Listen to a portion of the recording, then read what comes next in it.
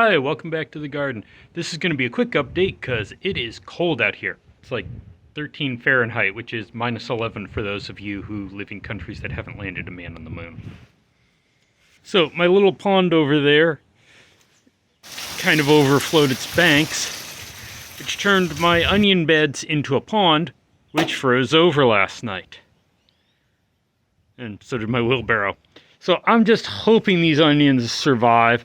Some of them are above ground. They're all still green. Crossing my fingers on these. The Bok Choy are definitely wilted, but they're still green. So we're going to see how that goes. Over to the carrots. Zoom in on these. Once again, they are green and happy, though a little wilty. Hopefully they make it. The radishes here at the end, and zoom in on this bed. They're still growing. Radishes should be able to take a little bit of cold, but I'm not sure they can take this much cold. All of the peppers are dead in this bed here. Those are all dead.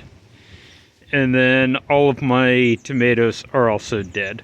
I figured I got about 50-50 chance those would produce a harvest. They didn't really. The chard, I harvested as much of this chard as I thought was safe to do and dehydrated it. And I'm hoping these survive and continue producing. Chard should do seeds in the second year. Oh, it's cold, I'm going inside. Okay, let's talk more now that I'm inside and my glass is just fogged.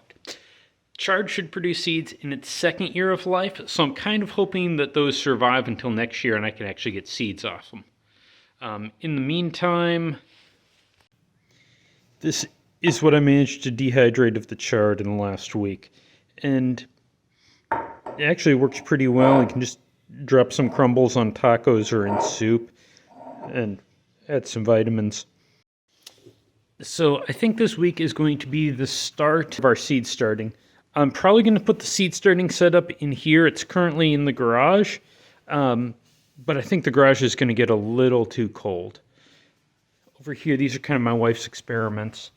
So that's slip starting from a sweet potato. Obviously, this is the wrong time of year for sweet potato slips, but it was an experiment. You can see the root there.